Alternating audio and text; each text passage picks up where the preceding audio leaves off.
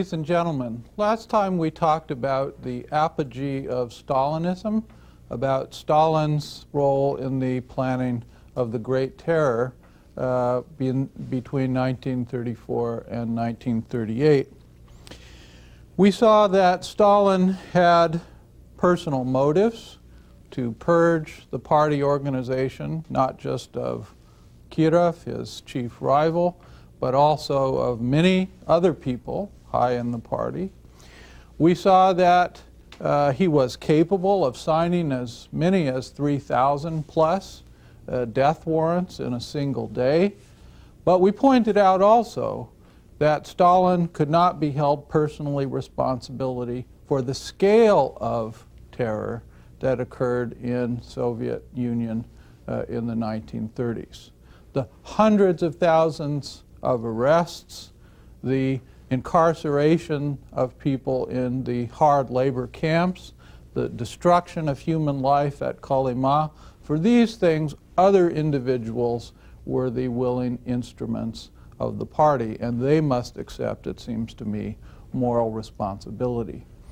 At the very end of the lecture, I talked briefly about comparisons that one might draw between the Nazi form of government, or rather form of terror, that was established under Adolf Hitler already in the 30s, and the Stalinist system in Russia. Let us say that in both countries, in theory at least, private life was something that was impossible. It was unknowable, because both states were what my colleague Andrzej Walitsky has called Weltanschauung states, that is, world point of view states, ideological states, ideocracies, partocracies. The public sphere was all-embracing. The private sphere was, in principle, from the point of view of these societies, something non-existent. Citizens could harbor no private thoughts, no activity could they do that wouldn't in some way impinge upon the theoretical sphere of the state. Now, of course, in practice, even dictatorships on this scale are quite inefficient. They never entirely obliterate the corners of the human soul where we are individuals, and they never entirely efface private life. This is something that is very important to bear in mind, and it's something that we can derive at least a small measure of comfort from.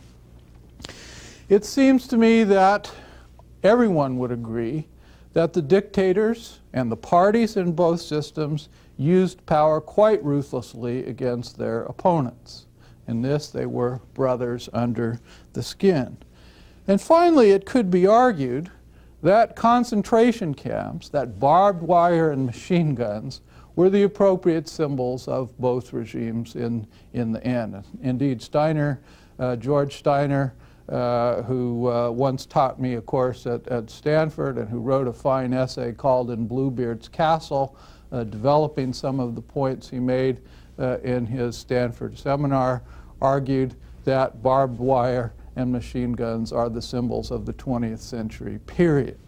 Now, that kind of conclusion is based on his assessment of the violence of Central and Eastern Europe, of all of Europe during the World Wars, the violence in Asia that has attended the 20th century, and it's a conclusion that's pretty jarring, I must say, to an American from the West or Midwest who looks rather optimistically upon the world. But in Steiner's lifetime, he has seen and experienced things that thankfully I have not, and so maybe he is more correct than I. Today, I want to talk about a diplomatic confrontation. A confrontation of, in fact, the very two systems that I have just been alluding to in this comparison, the Nazi system and the Soviet system. And in fact, if you want to think in terms of analogy, a grand strategic chess match between these two evil masters, Adolf Hitler and Joseph Stalin. This was a chess match that had as its stake many human lives, that led, some people would argue, to the beginning of a second terrible world war, and it is therefore a chess match to which we should attend. In order to begin our discussion, let us focus on Nazism as an ideology. Now, of course, Nazi anti-Semitism is something very well known. The notion of Aryanism as Aryans as the perfect race and so on and so forth. This is well known, and I'm not going to substantially rehash that discussion. What I want to focus on is the ways that Nazi ideology, political and racial, caused Hitler to view the USSR. Take the central Nazi axiom, the central animating belief of racialism, racial superiority. This axiom meant, we know, the elimination of European Jewry. We know this from many sources, not least of which is Hitler's and the Nazi Party's actions. But one must understand that this hatred of Jewry had implications already for the USSR, because 2.7 million Soviet citizens were of Jewish background. A large part of the so-called Pale of Settlement, that is, the area which in Tsarist times was the area in which Jews were legally entitled to live, still remained in the borders of the Soviet Union. 2.7 million Jews, mostly in this Pale of Settlement, that is the area contiguous to Poland, and therefore accessible to the Nazis if they should invade. This was an area that was populated by Soviet citizens whose lives would be forfeit if Hitler had his way and managed to exterminate European Jewry. The German doctrine of racial superiority, I don't know if we forget this or it's just something that we have to remind ourselves of periodically. It affected not only the Jews, but very many other peoples as well. The Slavs, Hitler looked on as Untermenschen, that is, as subhumans or lesser men. And this doctrine of Untermenschen was calibrated by Hitler to take into account the fine gradations that he saw, I think really we can say he imagined, the fine gradations in the different Slavic peoples from the German perspective. For example, Ukrainians, Croatians were considered lesser humans, but also auxiliary peoples, because they were more westernized somehow.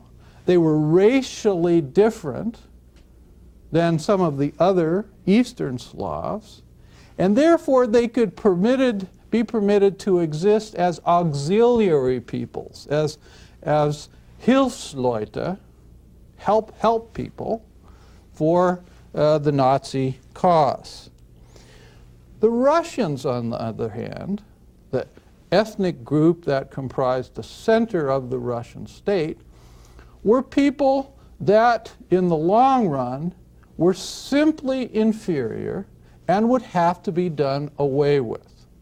Now, in the short term, Hitler said, in various of his publications and private comments, the Russians would be able to be slave labor for the Germans.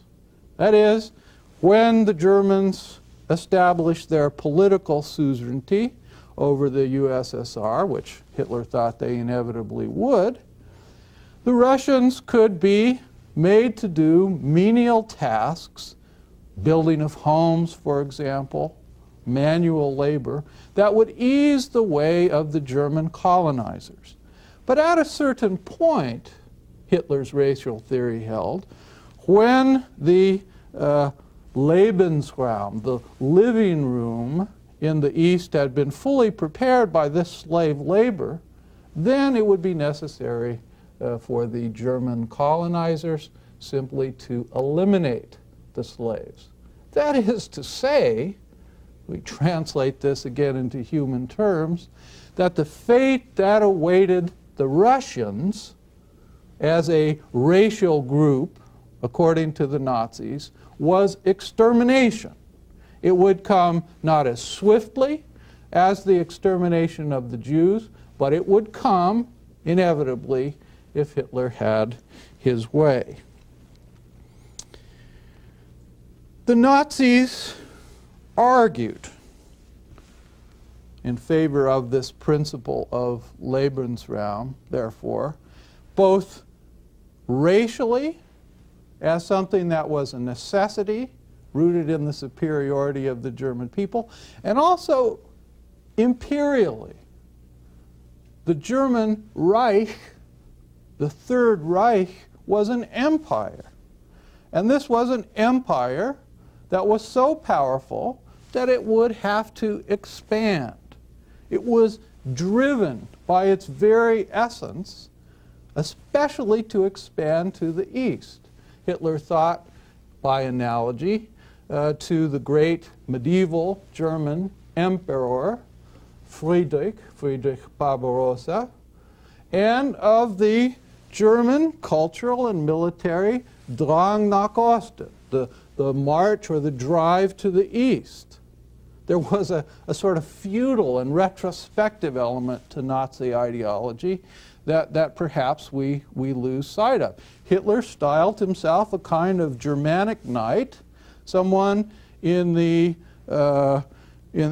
tradition of Friedrich Barbarossa, and someone who would achieve the destiny in the modern world that Frederick had attempted to achieve in the medieval world. Now, all of this that I have discussed was no secret. Hitler spelled it out in Mein Kampf. He spelled it out in various speeches.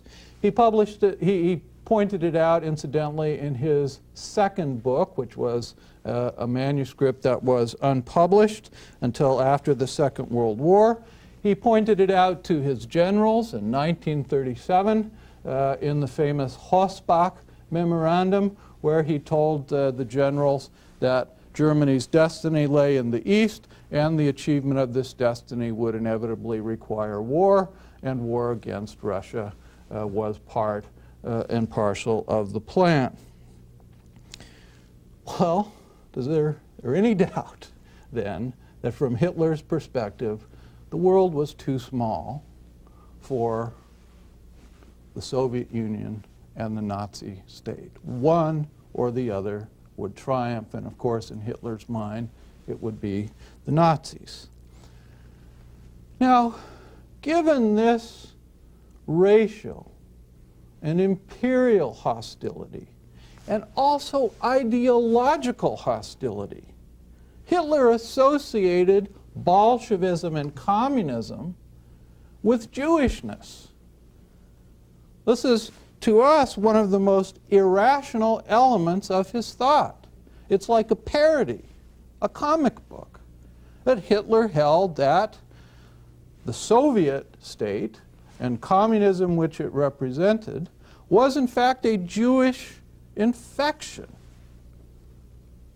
Now you say to yourself, well, let me see here.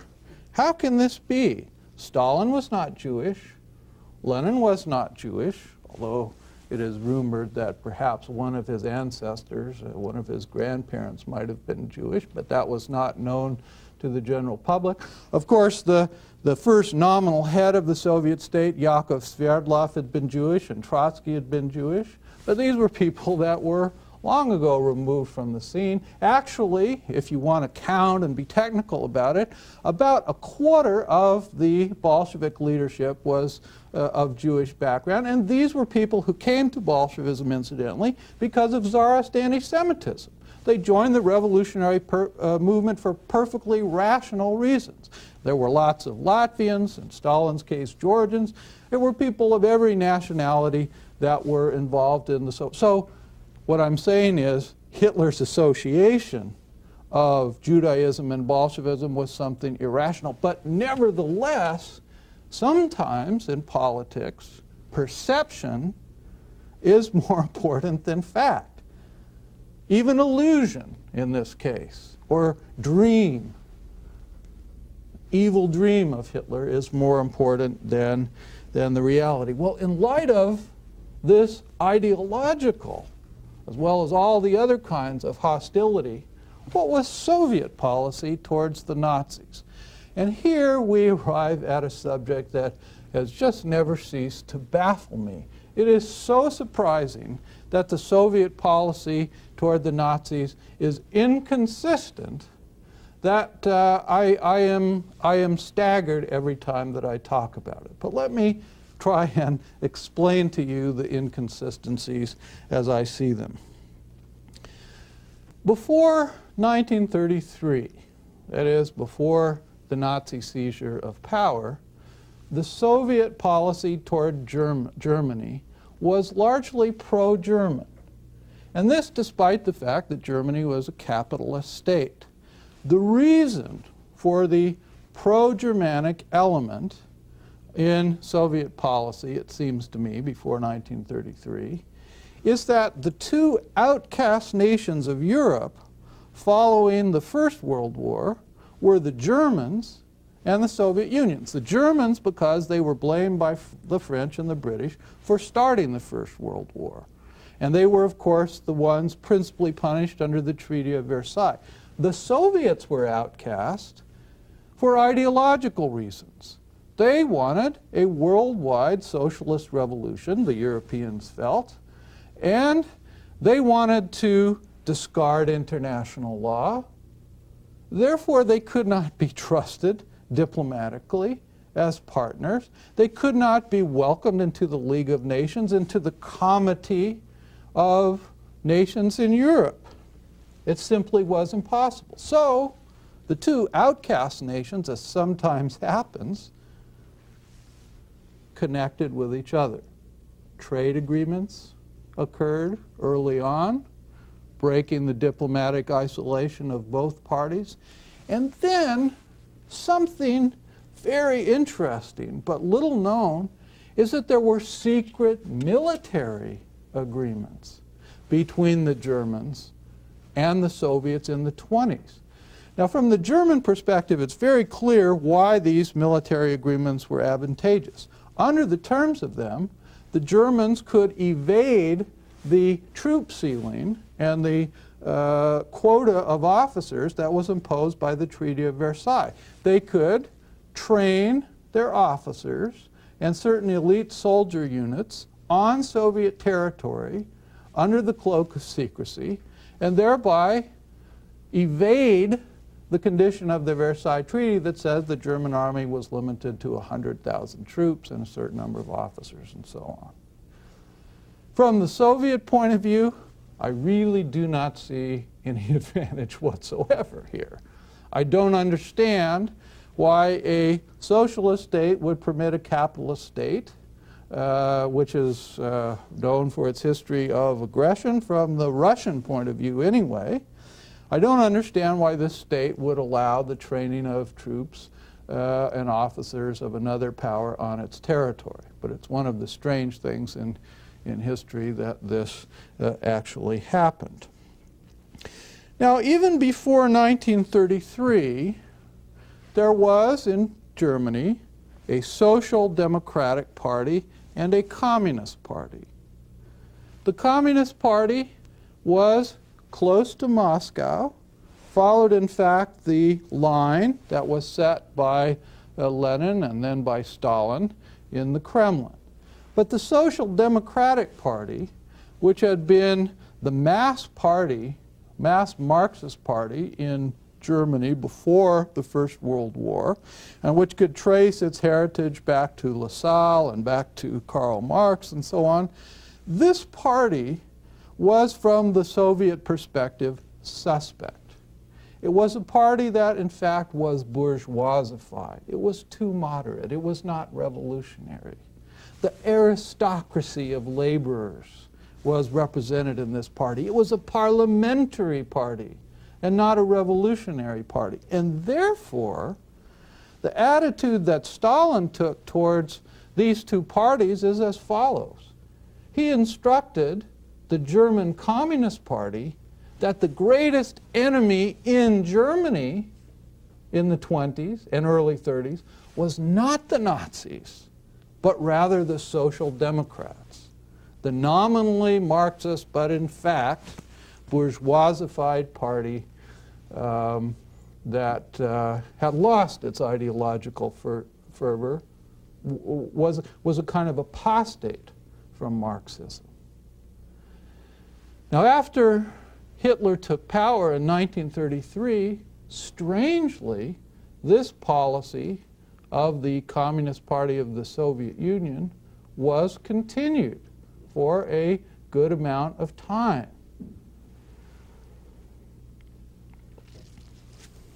Robert Tucker, Princeton historian, has accused, in fact, Stalin and the Soviet Party of aiding and abetting the Nazi seizure of power.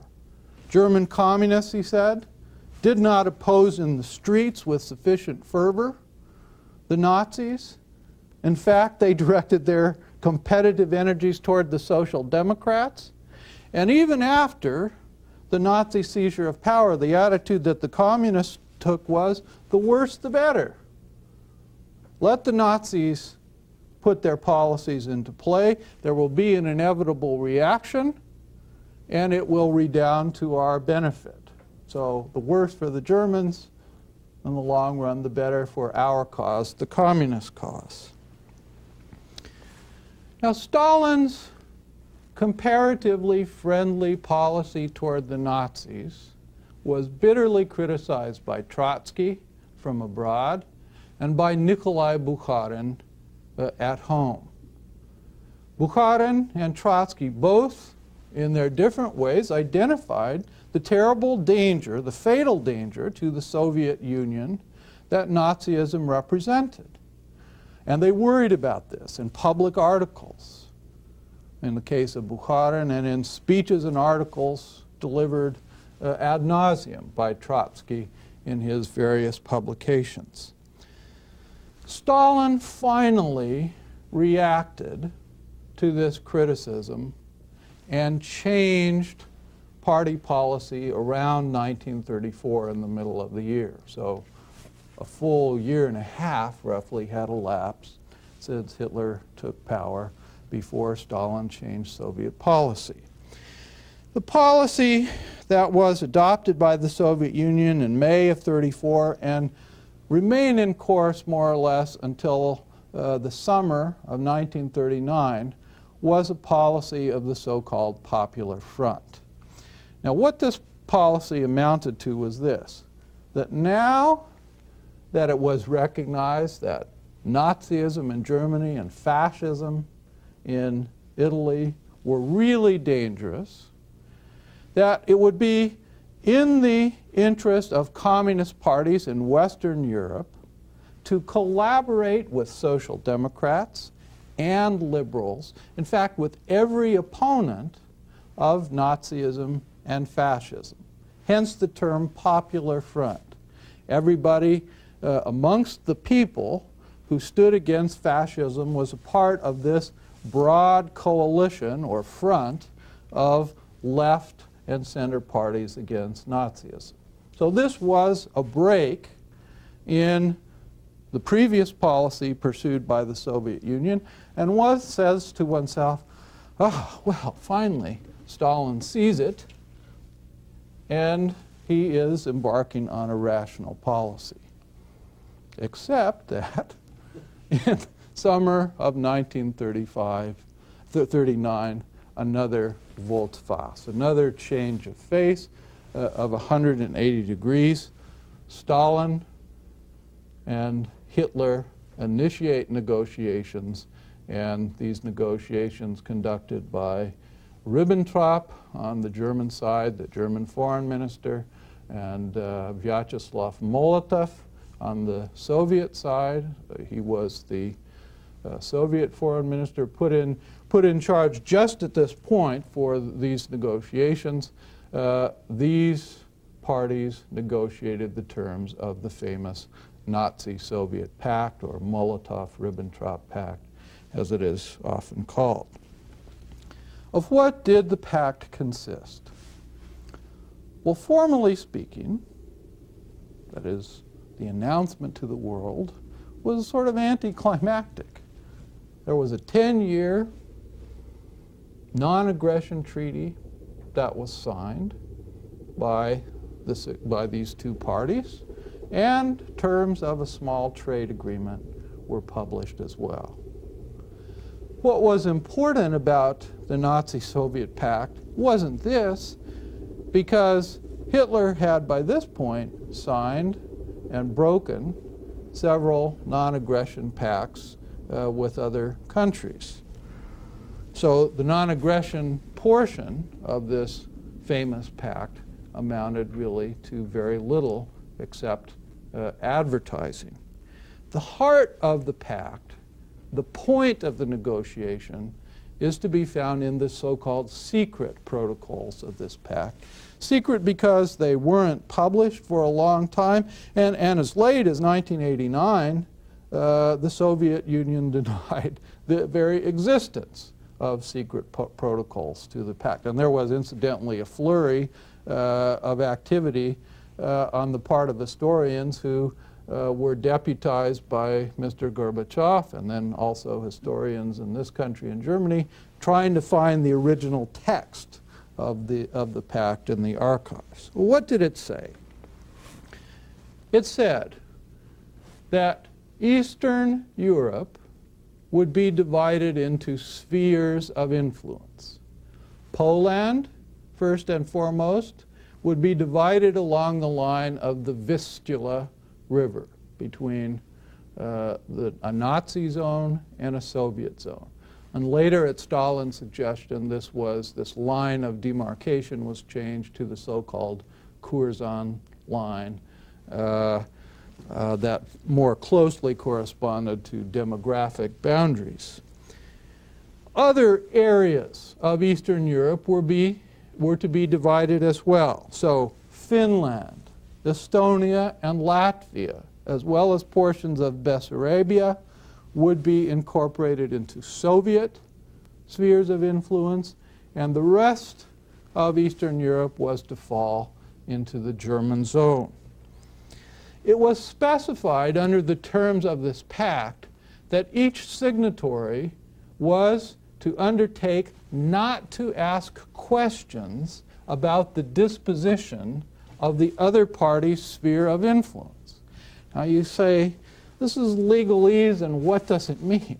What it means in human terms is this, that in the Nazi zone, the Nazis were free to arrest and kill communists, and Stalin couldn't protest about this. In the Soviet zone, Stalin could move in and arrest whomever he wished, and the Nazis had no right to protest under terms of this treaty. Sphere of influence, then, was understood not as influence, but as sphere of domination. No questions asked.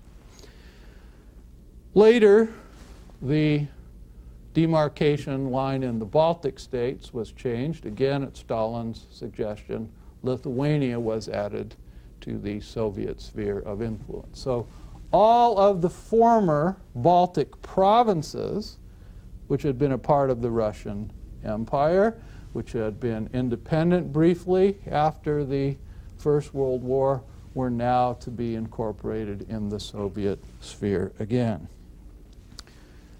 The significance of this pact?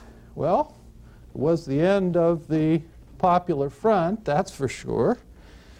It was a devastating blow to the world communist movement, because communists in other countries who'd been instructed in the 30s that the principal enemy was Nazism were caught by surprise when it became clear that Stalin had just cut a deal with enemy number one, Adolf Hitler.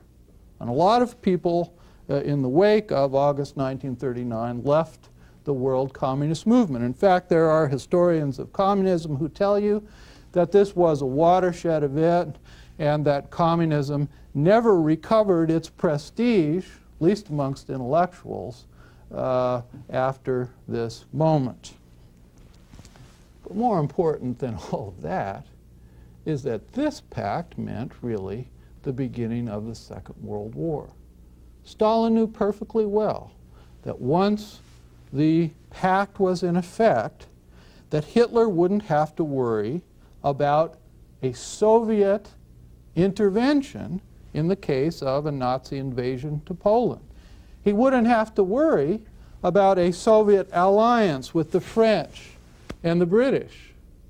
So Hitler's hands being freed in the East from the danger of Soviet intervention could do their dirty work in Poland and then turn to the West. Now, what happened in the so-called sphere of influence? Let's talk about it for a short time. First, Poland. 1st of September 1939, 8 days after the inking of the Nazi-Soviet pact, the Nazis invaded Poland. Now, the Nazis insisted that the Soviets should themselves invade right away. Stalin was a little too cagey for that. He said, no, let us wait until German troops advance into central Poland, and then we can intervene and we can instruct people that our intervention is motivated by the desire to protect the eastern part of Poland from the Nazis. Well, so the Soviets waited till the 17th of September. They invaded Poland from the east. From the Polish point of view, this was a terrible thing. The Poles were caught between their two historical enemies, the Germans on the one hand and the Russians, call them the Soviets, on the other hand, and they were squeezed to death in the vise. Their retreating army, backing away from the Nazi invasion, was stabbed in the back, as it were, by the Soviets. And this is, from the Polish national perspective, a very significant, let us say, moment indeed. When the war was won over Poland, it was very brief. You know what happened? There was a joint victory celebration at Brest-Litovsk, the place where the treaty that ended the First World War was signed. Nazi and Soviet troops together parading. I mean, this is shocking. And Molotov, the foreign minister, boasted at a Kremlin banquet that with one blow, the Nazi-Soviet alliance, forged in blood, he said, has destroyed Poland. He was looking forward to a long and profitable relationship. In the Polish zone, Soviet domination meant mass arrests of intellectuals who were Polish nationalists, who were non-communists. It meant the arrest of property owners. It meant the arrest of Catholic priests. Remember, Poland is a very Catholic country. The number of arrests during the brief Soviet occupation from 1939 to 41 is about 1.5 million, and the number of Poles who it is estimated have died in camp in that period in Soviet camps is 270,000. 1 in 4 or 1 in 5, depending upon which figure of arrest that you take. There's one instance, Nikolai Tolstoy tells us, of a train that carried 36 Polish arrestees from Poland to the east, and exactly 3 of them arrived at their destination alive. Many perished along the way. And of course, Soviet-style internal domestic administration was established. In the Baltic states, the general strategy was absorption by stages, according to Nikolai Tolstoy, and I think he's right about this. First, the Soviets negotiated the right to put air bases or army bases in the Baltic states, one by one. 3 weeks into October of 1939, they had succeeded in establishing the right to military bases in all of these places. And they did this just by threats. You know, either you grant us this right or we invade. And the various Baltic governments were forced to agree. And then, in June of 1940, the Soviets followed up this initial step by the establishment of people's governments. That is, the communist apparatus inside of Latvia, Estonia, and Lithuania destabilized the so-called bourgeois governments, took control of parliament, and then called for fraternal assistance from the Soviet Union, and these acts of self-determination by the Balts ended up leading to the absorption of the Baltic states into Baltic republics of the Soviet Union. Absorption meant, in the case of Latvia anyway, that about 2% of the population was arrested.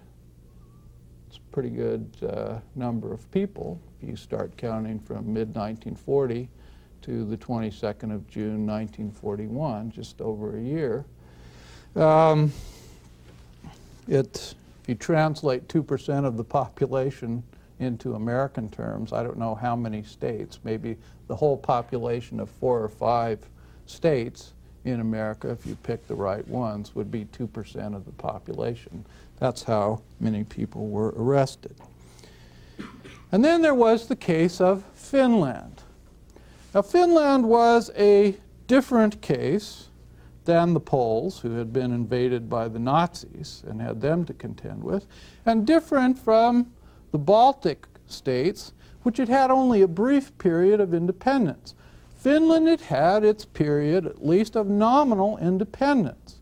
Even in the 19th century, when it was under the Russian crown, it had domestic administration that was substantially autonomous from that of the Russian imperial administration. The Finns were a proud people. They had their own culture, as the Poles did, and so on and so forth. But this proudness in the national culture was accompanied also by an insistence on defense of the culture by arms. And so when the Soviet government in 1940 requested that Finland surrender to the Soviet Union parts of Karelia, for example, and give the Soviet Union the right to establish military bases in these areas, the Finns rebuffed these requests. And so, to Stalin's surprise, as he ratcheted up tensions with Finns to try and push them by threats, all he got was greater and greater resistance. Ultimately, what had to happen, if Stalin was to have his way, was that he would have to fight. The Soviet Union therefore arranged a pretext for fighting. There was a bombardment of a town on Soviet territory, followed by the Soviet invasion of Finland and the so-called Winter War. Let me linger for just 20 seconds on this bombardment of the Soviet town. I need to convey the reality here again. Can you imagine a government in daylight hours bombarding a town on its own territory and killing its own citizens to have a pretext to go to war? I mean, if aggression is the point, just cross the border. But this kind of game, this unbelievable, distasteful, cynical game, was what was being played at this time in Europe. Now, unfortunately for the Soviets, the war didn't go very well with Finland. It revealed the weakness of the Red Army. It revealed that the Red Army was not, at the moment, led very well.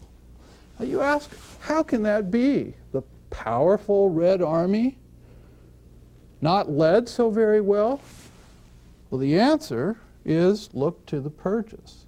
Because at the very end of the purges in 1938, Stalin targeted the officer corps of the Soviet Army. 3 out of 5 marshals of the Soviet Union, including Marshal Tukhachevsky, the most able strategist of the Soviet General Staff, were purged. 97 out of 100 junior staff officers who were assisting the marshals were also purged. In other words, the flower of the Soviet Army had been purged in 1938, and this accounts, amongst other things, for the weak performance, the anemic performance of the Soviet Army in the Winter War against Finland. Yes, it's true, in the end, the Soviet Union won the war. They got the territory that they wanted, but it was a Pyrrhic victory. The Germans, and Hitler especially, carefully watched the military performance of the Soviets in the Winter War. And their assessment that the Red Army was not well led and not able to stand up against the demands of a powerful opponent in modern warfare is something that accounts, I think, for the decision in 1941 to risk all and to attack the Soviet Union. Hitler was not completely irrational in choosing 1941 as the time of the invasion. What do we say about Soviet diplomacy, Soviet preparations for war against Germany in conclusion? Historians argue about this. They argue about everything. Now, some people in the Soviet Union said this. They said that Stalin knew that there would be war with Hitler, and the Nazi-Soviet pact he signed just to buy time. And he used this time to establish control of the sphere of influence, to ready the Soviet Union defensively for war against the Nazis. It's just that he got the timetable of the Nazi invasion wrong. The historians Alexander Nekrich and Mikhail Geller, who emigrated one to France, one to this country in the 70s, dissent from this Soviet point of view. According to them, the Soviets picked the wrong party to make an alliance with. Soviets should have allied themselves with the French and the British, and had they done so, they might have delayed for a long time the Soviet invasion, the Nazi invasion of the Soviet Union. Nekrich and Geller also think, and maybe they're right about this, that in a strange way, Stalin trusted Hitler. Stalin, who trusted no one at home, felt that he had an understanding of Hitler, and that once the two of them had cut a deal, that this personal understanding would suffice and guarantee that there'd be no German invasion as long as the terms of the Nazi-Soviet pact were observed. The Soviets, according to Geller and Nekrich, actually aided the Nazi advance because they punctiliously observed the terms of the trade treaty, and in fact they ignored overflights of Soviet territory by the Nazi Air Force and even some local bombardments. Nekrich and Geller point out that the Soviets squandered time by their ill-prepared defense attack on Finland, and they point out that the Soviet leadership ignored many warnings of invasion that came from reliable Western sources. This is something that I will take up next time. Thank you very much.